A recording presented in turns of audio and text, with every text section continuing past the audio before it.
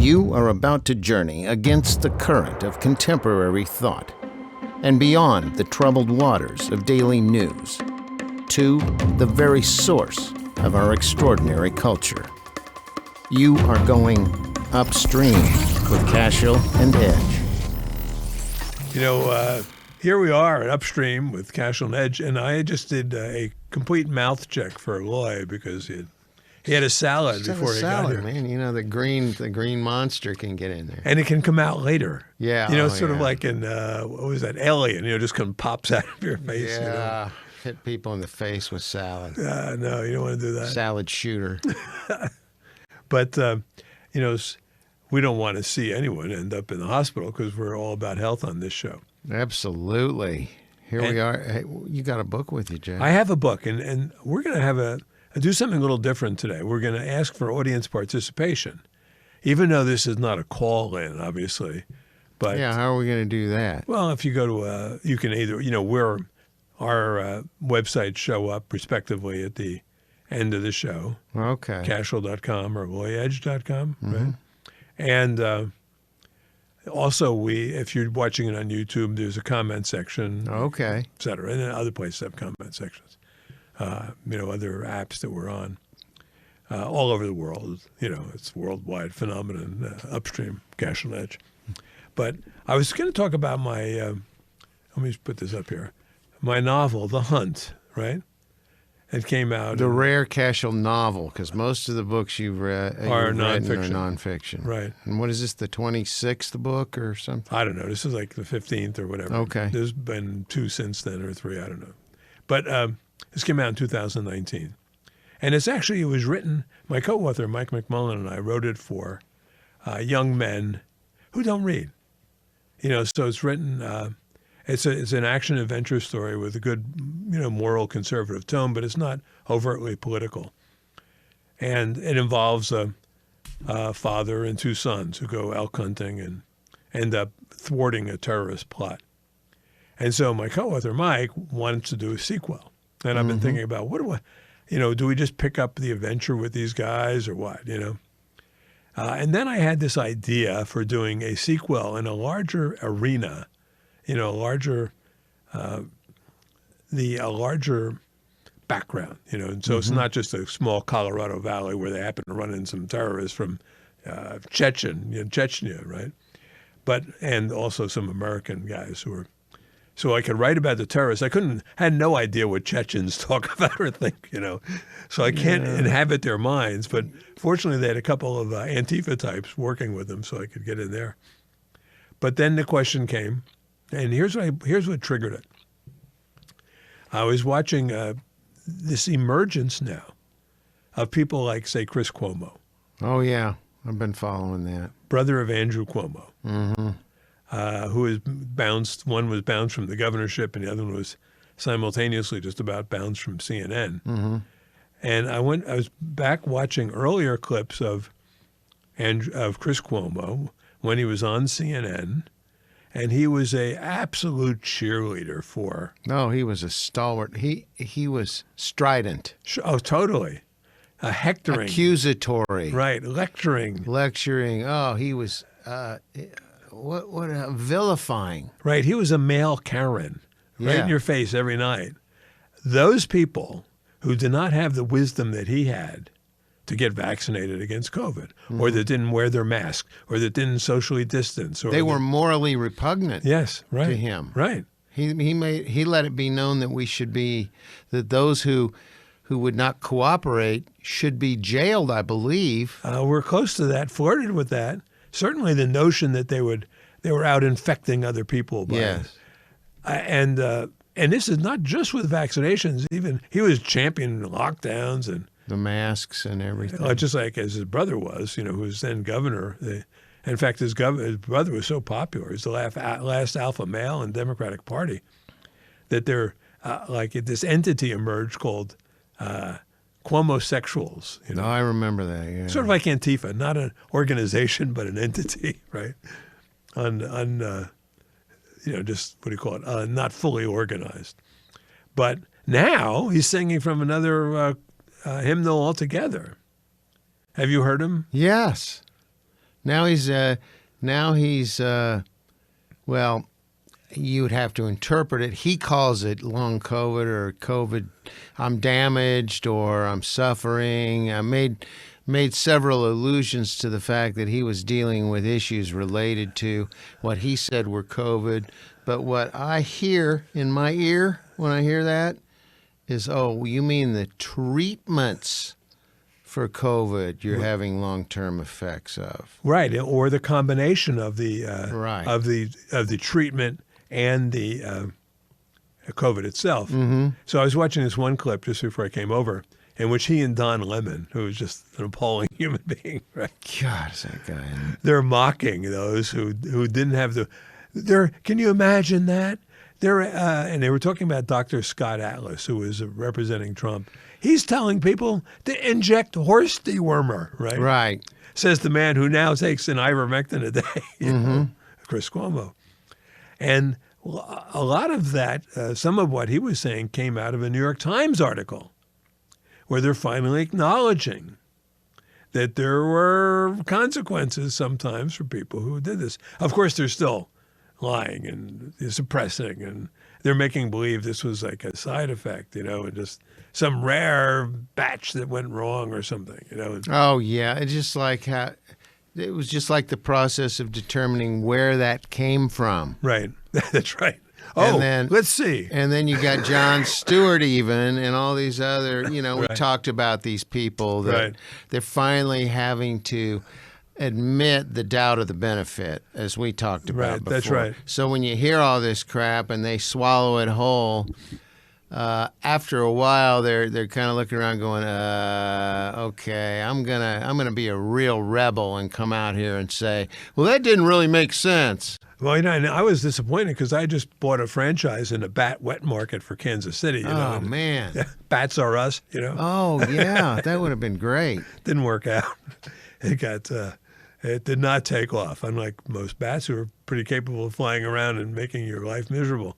So So the Wuhan lab was at fault for all that. And you know, and here's the, you know, I was, you know, it's like I said, I was reading about Naomi Wolf, who's one of my heroines, who's a red pilled in a major way, and Love her. and well, it's unrequited at this point, Yeah. but but she hasn't really met me. I mean, when she meets me, it's all over. I got to be careful for the sake of her husband, who's like a Green Beret or something. You know, I got to watch him. But what makes her angry is that these people having misinformed you in Yes. some cases, some of them having disinformed you, that is Yes. consciously Consciously. giving you bad information, then scolding you, Scolding and haranguing Right. and Haven't guilting, apologized. shaming. Right. Have not apologized. Just like Cuomo. right? He's admitting he was, wait a minute. You're admitting you were wrong without admitting you were wrong. Yeah. Why? And then you're not saying you're sorry. You yourself are suffering from what you feel is a very serious ramification for your own actions that you shamed everybody into, but you don't feel compelled to apologize? Yeah, no. You're not responsible in any way? No. Those horse, you haven't said, why did I ever call it a horse dewormer? You know? I'm taking it every day now. Yeah, right. Maybe you're a horse. Maybe you're being dewormed. You know, Robert Kennedy has brain worms now, apparently. But so anyhow, that got me to thinking about a plot, right? Okay. Now, like I say, this is one of those warnings you put up on the screen beforehand. What we're talking about here is a plot of a novel. We're not talking about real life, okay? So if you have children, make sure they know that. It's not like War of the Worlds, you know, where you're just sort of dropping in on people. And you know, back when Orson Welles did that in like 1939 or whatever, my parents lived in Newark, New Jersey. The rocket ships from Mars landed in Grover Mills, New Jersey, and they were marching towards Newark. My mother was one of those who was scared and in a panic, you know, of the. Oh my gosh. In fact, this is a digression, but it's useful. This was totally weird. I just so happened to be working with a client in New Jersey Shore in Toms River. And then I was going to drive to visit a friend who lived in Princeton. This was some years ago. And there's no direct route. I didn't want to take the Parkway and the other highway, so I just took the back road route. And I run into, unexpectedly, a huge traffic jam. A huge what? Traffic jam. Oh, okay. And then I realized it was Halloween night, 1989. Okay. The 50th anniversary of the War of the Worlds, the Orson Welles War of the Worlds radio broadcast that terrified America. Right. And I'm driving into Grover Mills, New Jersey. I drove right into the epicenter of the celebration, so it took me hours to get through the whole place. But didn't see that one coming. No, that was a talking point, but it was a long day. So anyhow, what we're talking about here is a novel. In my plot, and I have to put my heroes, my father and his two, now they're adolescents in this. They're a little older now. Okay. I have to give them something to do to solve this problem. All right. And so the question then becomes, and here's the premise, is that everyone who's been vaccinated is dying or dead, right? And so the working title of my book is Skeleton Crew, because skeleton crews are going to be running America. Okay. And we'll presume similar things are going on around the world. I'm going to just keep my canvas as local as possible. Now, you read Gib Kerr's book, right? Mm-hmm. It's a great book. But it tries to tell the whole story. Well, yeah. I mean, it reads like he tore it right out of the news. I mean, right. Yeah, he uses AOC as a right. And the governor of Texas, and all these characters are in it, right? And it makes it it gives you a pathway to imagine this dystopian situation we're getting into and how it might unfold. Right. In his case, it was a civil war between the red states and the blue states. But what I wanted to do, and it makes it in a sense easier and more controllable, is to have this all as a backdrop, but have my guys doing something very specific. Because they're a little semi-military group. But then I decided, the first question I have to ask, and I throw it open to you, and then I just started doing some research. By the way, I've been vaccinated, so my whole family's gone. I've taken no glory in this, sequence. But who survived? Who are the survivors? We have some idea who these people would be. And who are the people that you know that didn't take the vaccine? Yeah, I know quite a few. It's mainly the people I know that did is easier to define. Yes. The people who haven't figured out that media is a complete propaganda machine and that you can't trust a thing you hear out of the mainstream media. Right. And how, Jack, well before the emergence of the disease. Right. The pandemic. All of it had been announced previously by several people in several different meetings and several different platforms. All your Bill Gateses and your Faucis and they were bragging about it before it was released. They had already developed the vaccines before the disease had emerged. And there was bragging about, we'll be doing this and we'll be applauding. I'm telling you, it might as well have been in magic marker in big letters. Well, the phrase they used was war game, which they did. So all the protocols, lockdowns, all that stuff was prearranged, which was why it was so relatively easy for them to roll this out, right? I don't know that they had planned to release that virus. I don't know that it was planned to release at all. But they were almost eager to have something like this happen. And so it was a great exercise of power, and they could show. They did plan to do it. It was obvious, and if you paid attention, there's no doubt, zero doubt. It was completely planned. Well, I would hold back a little bit so we don't get canceled from all our platforms. But I'm talking about in this make-believe. Oh, in our novel, okay. In the novel, it's completely planned. Right, novel, it's completely because planned. you got to have that anger and that, at some point in the book, you're going to want to bring up that device of the great betrayal. Yeah. When suddenly the veil opens up and everybody goes, wow, it was all there and it was all kept from me. Right. Or I didn't see it because I was watching football and watching baseball and watching all the college stuff, and I had to go to my kid's game. And how was I supposed to know that information that's do or die, life and death, was out there? Yeah, but here's what happens in the novel, right? Okay. Sometimes we attribute too much wisdom to our conspirators among us, right? Mm-hmm. In the novel, the vaccine saves the good people, right? You follow me? No. No. So let's say they roll it out, but the vaccine, because they're all vaccinated, right? They all the good people, all the bright people who follow the media are vaccinated. Oh, and I saved, see what you're right? saying. Yeah, And the people who die are the rubes and the Trumpsters and whatnot.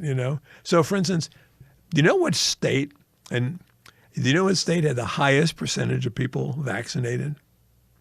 Yeah, I'm going to say highest number of people vaccinated would probably be Hawaii. Hawaii was right up there. It's right, maybe 2 or 3. Number one state. Here's a correlation that it's almost difficult to overlook. Oh, Massachusetts. That's right there. There's like a top 5. They're all next to each other.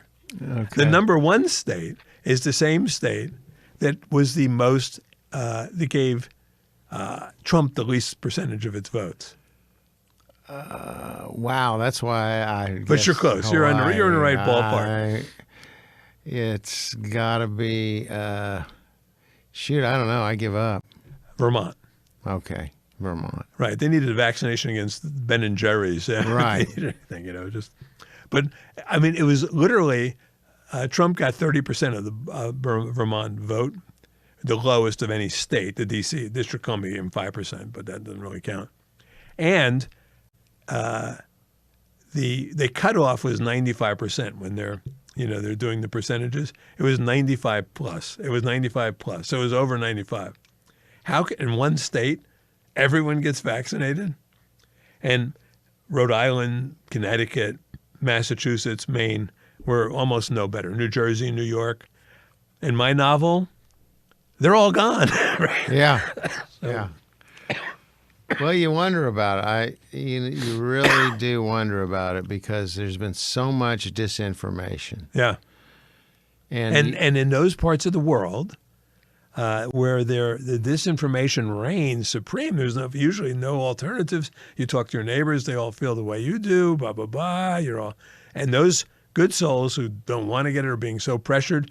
They're being not allowed to sit inside restaurants. They're not allowed to go to churches. They're excluded from society. And so they yield because it's just almost too problematic not to. So that's one. And then corollary is what state is the least vaccinated? Okay, the state got to be like Oklahoma or something. Close. The state that gave Trump the highest percentage of votes was also the state that was least vaccinated. Alaska? Wyoming. Yeah. And then and there's almost a perfect correlation, right? So what happens in my novel, Skeleton Crew, is that a certain class of people are left, right, to run the infrastructure in America, to take over, take charge. And it's not the ones that the Bill Gateses of the world anticipated, right? The flaw in their plan was their belief that the wise and smart elite intellectuals would all get vaccinated, which they did, right? And they killed them all, right, in the book. So what's left now? Well, that's ridiculous, Jack, because for them to do something that evil, Bill Gates would have to be an avowed eugenicist. He would have had to say things many, many times in history like, we can eliminate a large amount of the population if we do vaccines properly. Right. And how the number one thing he wanted was to reduce the population. That's what he hoped to accomplish with his life, which strangely enough is the same thing his dad did. Yeah, right. His father was a big Planned Parenthood guy, and So, I mean, that's far-fetched. I know. Yeah, I wish it were. You know, it's odd how when rich people reach a certain amount of money, the Rockefellers were into this totally. Yeah. Oh, of course. I mean, even when they're like Nelson and his brother David, even more so, David Rockefeller. And they had a plan. It was like NIM 1970 or something. Henry Kissinger was involved, and they were under they worked on the assumption there were too many people in the world. I mean, this goes back to the eugenicist movement. We've talked about it a little bit, but in the 20s, they're all the thing, you know. It was huge. And among progressives. So in Buck versus Bell, for instance, Oliver Wendell Holmes writes the decision for the Supreme Court to allow the state of Virginia to forcibly sterilize people it thinks are not bright enough, right? And sounds like Canada. That's where we're going. And the person on the hot seat there, the person who was about to be sterilized, was white. It wasn't even racist. Margaret Sanger wasn't explicitly racist. She was just anti-moron. And we've talked about this before. And for her, the morons was the 40% of the American public who did not do well on the IQ test you took to get into First World War. So, yeah, no, they've been among us for all the time, but that does not mean that they're as smart as they think they are. Absolutely not. So in my novel, their plan is undone by the fact that they have thoroughly propagandized their people. Their people were to be the survivors in this world, and they turned out not to be. So then, who's left, right?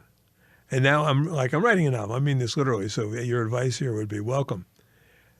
I need a plot twist, the plot premise for my heroes to get involved with, right? Okay. So I believe in heroes. See, I'm less cynical than you are. I like people. And my book will be upbeat because all the good people will survive. You know? Jack says he's more cynical than I. No. I'm saying I'm less cynical than you. Or less cynical than I. Right. But I say Jack is Pollyanna. Well, I wouldn't go that far. By your standards, yes, I'm Pollyanna. And I'll even accept that. I'm just kind of saying, hey, let's weigh this thing here. So in my book, I want a positive ending. You know, I want the world to turn into a brighter place. As a way of comparison, we haven't had many experiences with like mass death, but we did in Europe, and it was probably the 13th century with the Black Death, and these plagues would occur periodically, and which nations were losing half their population, and some places more than that. But what happened afterwards? People don't talk about that. But what happened after the Black Death was an economic bonanza because there was all of this stuff, right? And everyone had a hand now in doing something, right? You didn't have poor just hanging around the cities doing nothing. Everyone could find something to do. So it's not a fully dystopian picture of life post the die-off, the great die-off. And it also happens gradually. So, you can make a transition. First thing it would seem to me is you got to get control of your infrastructure, right? Mm-hmm. Now, fortunately, the people that Bill Gates hangs out with, other than maybe fine-tuning the IT systems, probably don't do much in the way of like opening gas valves or, running steam plants or, doing the kind of things, running railroads. Jack, they don't open the gas cap on their cars. Right. They don't have gas caps. Yeah, right. They're all electric now, right? Right. And so the possibility, it seems to me, correct me if I'm wrong, of the infrastructure being maintained, except maybe in poor New England where everyone's dead, It's a Stephen King novel. It's Stephen King territory. What a creep he turned out to be. Yeah. I mean, he's an utterly deranged loser. Trump derangement guy, I just want to hang out with him and Robert De Niro for the weekend. Weekend at Bernie's. Listen to their brilliance. it's odd how They have no solutions of any about. They're like 12-year-olds. I mean, they make Michael Moore sound, discerning by comparison, and they rant. Another one in that school was Ken Burns. Who are prepared to get on the video and just rant for 3 minutes about things, and people who are watching who know anything about anything are thinking, "Huh? Come on, what's this about?" But the people who survived. And I got a sense of this because I have a book coming out on January 6th. It's called Ashley, The Untold Story of the Women of January 6th. And what I did not expect to find, that shows 10 women. My binder full, I have a binder full of women. Yeah. You remember It's that like phrase? Romney, sure. Like Mitt Romney, right? He got in trouble for that. Well, they got him they busted him for the dog on the roof. They busted him for the binder of women. Right. He actually did a lot worse things than that, but that's stuff they liked. Right. Well, people could relate to that, like shooting dogs, right? Yeah. As mean. Yeah, right.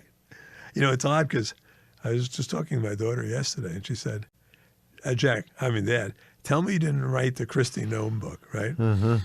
And I said, no, I didn't write it. And she goes, I thought you had an offer to write the book. I said, God, I forgot all about this. So I went back into my emails, and there it was. Oh, yeah? And it said, hey, by the way, we are looking for someone to brush up Christy Nome's manuscript. Uh-huh. And then they said, right now it's too, it's not personal enough, and it's too ranty, R-A-N-T-Y. Is this something that interests you, right? And I probably said yes. I think I did. But it never came to pass. A lot of these projects, you get them dangled and they never come to pass. So I was spared that. But this was 3 years ago. Wow. So she had a lot of time to, because at that time I was dealing with these same people. And this is a kind of a major digression here, but bear with me. I was dealing with these same people on a book, I'm not going to mention names, by a very prominent political news person, conservative, blonde. There's lots of them, but this one is extremely prominent. And that one went sideways. I was the third person on the book, right? And they wanted, the publishers, it was a big publisher, they wanted to make an anti-Trump book. And the woman is not anti-Trump. It's just all the worst things about the publishing industry. And so I worked on about 2 weeks and said, here's what I'd do, No, we want some anti-Trump stuff. So that didn't come to pass. But in the process, and as Christy Nome argues sometimes, the authors don't even know it's in the book. And they obviously should know, and they should read it. And, right. But they get into so many hands on these books. And I've done about 30, 35 of these projects. Every one that I've done with a male has gone totally smoothly, right? Everyone that I've done with a female, it's just, Not worked out, huh? I mean, I've gotten through. I mean, the ones that I've gotten through is like where I was the third person on the book, and the publisher just said, enough's enough. Just finish the book, But it's a different beast altogether. It kind of reminded me of that Hemingway quote. Yeah. Hemingway. It's wonderful how you write women. How do you do that so well? Yeah. And what was his answer? What was it? I just write for a man and I take out logic and reason. Was that it?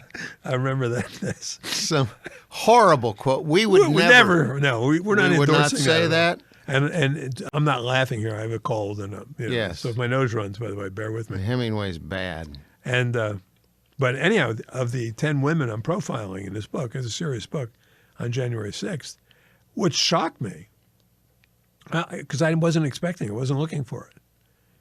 In January 6th, we're talking, now we're 9 months into the whole COVID panic. We haven't even gotten to the vaccines yet. Mm-hmm. Every single one of these women was protesting the vaccine lockdowns and the masking from day one. Every one of them was an activist. And for some of them, it was what got them into politics. And these are independently minded people from all over the country. Most of them, of middle to working class, nurses, therapists. I mean, none of them, only one of the 10 was a doctor and a lawyer. That's Dr. Simone Gold, who's a leading, anti-lockdown activist.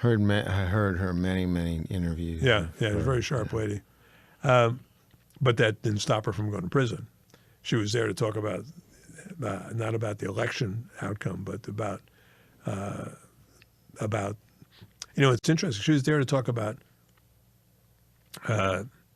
medicine and how it had gone wrong, and this whole oppressive, coercive nature of the COVID regime. And so this is pre-vaccine, although several people knew it was coming, and they'd already said, "I'm not taking this," period. She had been fully vaccinated up to. She's not anti-vax. She had, children. Her children are vaccinated. She's working as an ER at the medical centers, but they utterly, totally. She organizes this press conference for the doctors, America's frontline doctors. It gets 17 million views on Facebook within hours. Trump tweets it. Twitter, Facebook, boom, boom, pull it off the air, right? And everything she said was right. And that, by the way, folks out there in America, when that kind of stuff happens, and they jerk the content down immediately. Yeah. What do you need, a billboard? Yeah, right. To know that when they do that, it's because they're lying. You don't need a weatherman to tell you which way the wind blows. That's right. And so it's just back to that whole, come on now. The people that are, to answer your question of who's going and who's staying in that scenario, the people who would go are all the zero-sum thinkers. Yeah. The people who don't do their own research, the people who are spoon-fed information from the propaganda media, the people who, when somebody has a white coat on, there are no questions ever asked. It's authority. You do whatever that person says. That's right. And so those poor rules followers, those they're going right off the edge in that scenario of that novel. I mean, in that novel, but in real life, this was happening before January 6th. Every one of these women, except for Ashley Babbitt, who lives in San Diego, and she had to fly, and then she wore a mask. It's like a MAGA mask. It's like they drove. They drove from like Boise, Idaho, or Colorado Springs, or all of them, huh? Atlanta, right? None of them wanted to fly because none of them wanted to put up with the BS that flying involved at that time. Yeah, they're just the oppressive regime of it. I remember flying into Buffalo that summer and being met by National Guard troops wanting to look at your card that you had to fill out, which I didn't fill out. And I just walked through them, waiting to get shot or something. But they just let me go. I don't know. They wouldn't stop me. They didn't want to be there. They're just all there. It's all part of theater. But no, so these people survive. And they tend to be fairly resourceful. All of them are gun owners, I mean, virtually all of them. I mean, very close to all of them. So you have that block surviving. So then where does the conflict come in the world post the die-off, the great die-off? It comes from, I would say, the other great block of unvaccinated people in the United States. Military?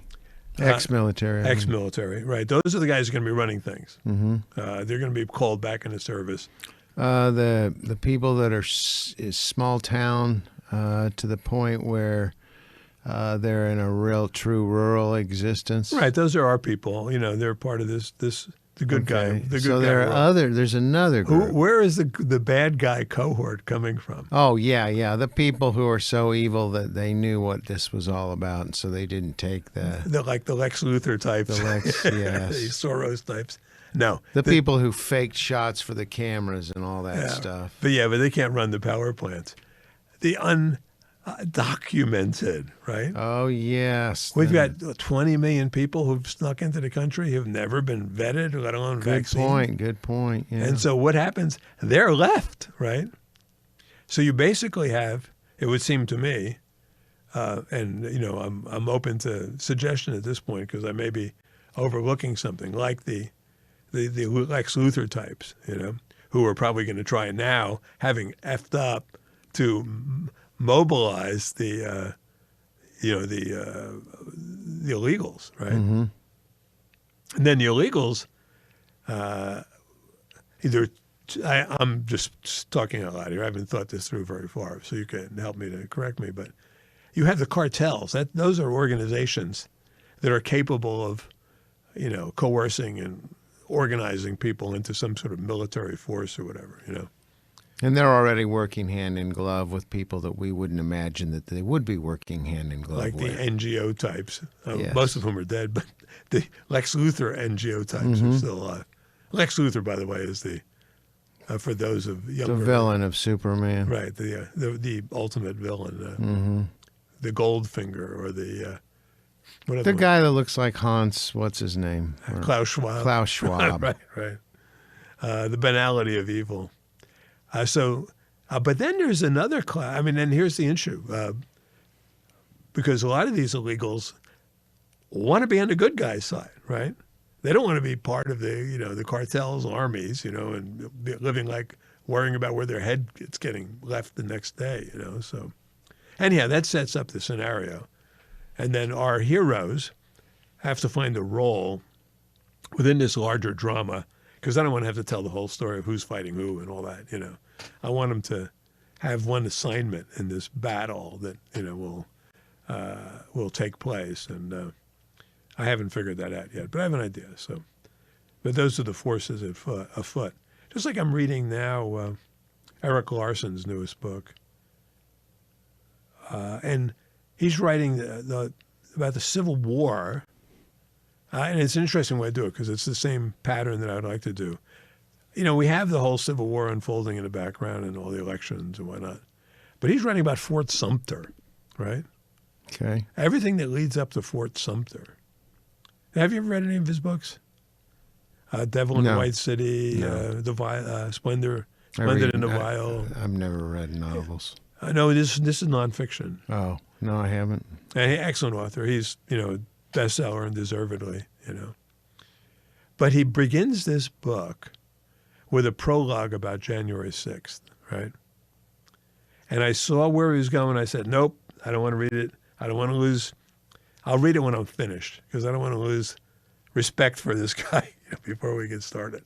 I don't want to be looking for parallels like the Civil War and January 6th as though they're some sort of, because in fact, you and I know the only real parallels to January 6th is 9/11 and Pearl Harbor, right? Oh, yeah, it was worse then, yeah. It's just as bad, right? This is bad. So, but anyhow, that is the world I would envision.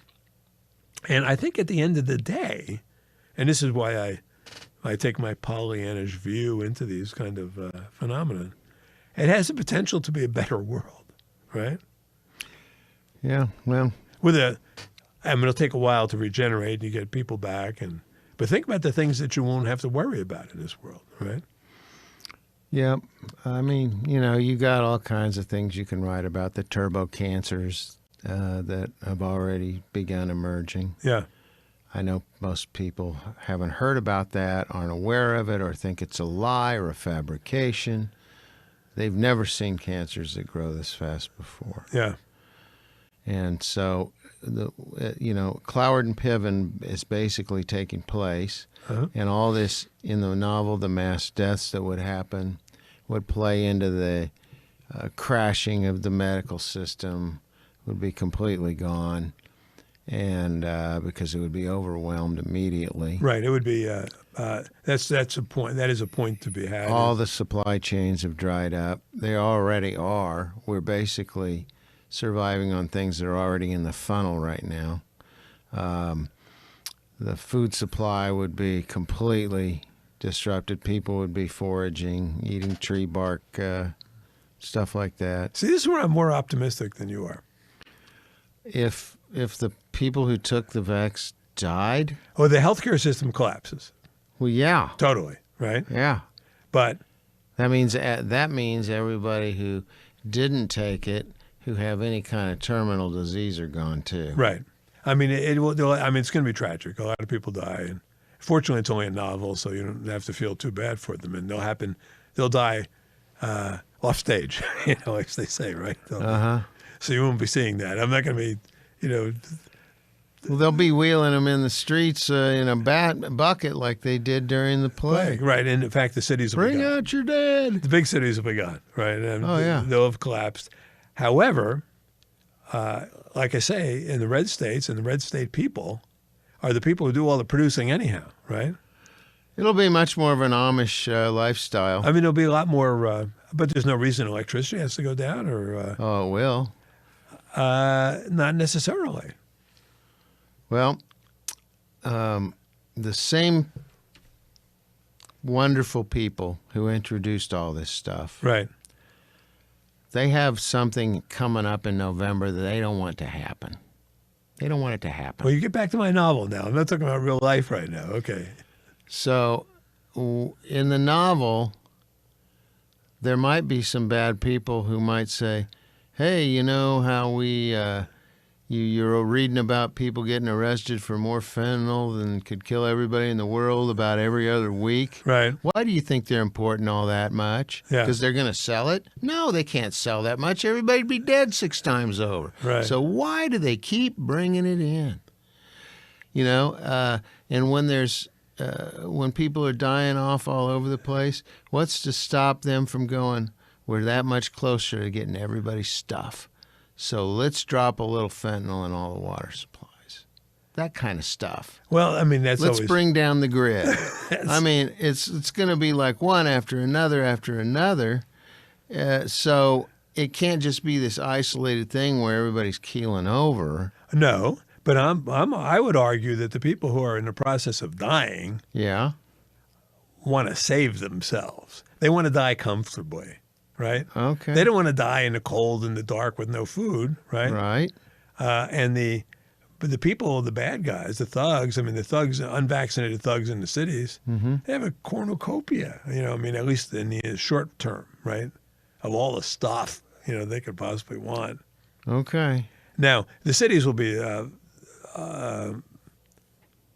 unlivable. There'll be zombie zones very quickly. They'll get their wish, which Yeah. is to secede. Yeah. They're all trying to secede from the great unwashed. All these sophisticated metropolitan areas with their nullification and their sanctuary city status and Right. and all their other stuff. They want so badly to get away. Well, this will give them their ticket out. Yeah. You're going off with the Comet Haley Bop. Well, I would say, and I getting back to my Pollyannish worldview, I remember, when I was working with Ingram's and I would moderate these monthly roundtables of CEO types, business leaders. And we did one with agribusiness it was like right after 9/11, or maybe it was in 2008, 1 year of like major crisis. And they were unbothered. They said, no, our businesses will function, because people need our service. We're prepared to provide it. And, we'll make sure that it happens. I would say that in my scenario, the agribusiness rebounds much more quickly than you can imagine. Well, they got to get fuel. Right. Because the fuel They got to get electricity. is in the control of the people who are people also, right? The Koch brothers, those guys are, now, but here's the one service, and there was actually a movie about this, I think, made before. One government service, one large government agency did not have a vax mandate. Okay, that kind of surprises me. It's the only one. It was probably the one that deals with administering the vax mandates. No, it's much bigger and much more specific. It's the one that delivered 60 million votes in 2020. The post office. Really? The post office was exempt from the vaccine. And I wrote about this some years ago, and I tried to get an answer. And it's getting run around at every level. No one would give me a straight answer. And so I'm saying, hey, my office is right next to a big postal facility, right? So I just went back and talked to the workers. No, we're not getting vaccinated. We don't have to get vaccinated. No, they make us wear a mask when we're inside, but we don't have to get vaccinated, right? And that was their reward for delivering the 2020 election. because leading up to that election, their union leaders were telling them if Trump wins, he's going to, the service is over. It's an existential threat here we're facing. And so these people are fearful of keeping their jobs. And then you tell them, okay, deliver 60 million votes. Don't cheat, right? When you're going through that 80% Republican area, make sure everyone gets their votes delivered. Sure. Right? Anyhow, so. Wow. But no, I remain optimistic. I will, hopeful. Well, maybe when you get through with this dystopian novel, you'll have you will be either really optimistic or you'll be crying. No, see, I'm going to have my good guys save the day. I mean, all good fiction is about that. It seems to me all good fiction should have room for heroism, and should give young males, especially, role models, people to look up to. And you don't see that nearly as much as you should. I don't know. For young men, I don't know how they even survive, But I'm glad to see these guys as frat guys on campuses. The proletariat rising up, against the evil powers that are trying to suppress them and marginalize them and humiliate them. But yeah, it's funny. This thing that's going on right now in culture that we see, that it gets lumped into this big, giant category that is an invented BS word, and the word is anti-Semitism. Yeah. It's not even correct. No, and it's a Marxist ploy to lump every. You think about how complex this situation actually is, and you say, well, I'm going to criticize Netanyahu or Zionism or religious Jews or secular Jews or the Knesset or the secret agents of or I'm going to. It's like it's all lumped into this thing. You're anti-Semite. Well, see, but. And in a sense, it's a revenge of one side against the other. So if we criticize George Soros, right? You know that. I mean, that's the way. Every time you criticize George Soros, I mean, they've been using this against us for years. Exactly. Yeah. I don't care if it's Netanyahu or Soros or Rothschild or anybody you want to mention.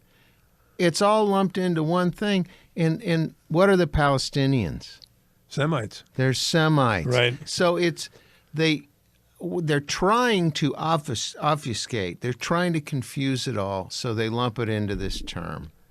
And now nobody can argue with any aspect of it. It's like, but what if I don't trust our government? What if I think they're against us and they're against all that's good and they're against Jews? Right. Well, what kind of Jews are they against?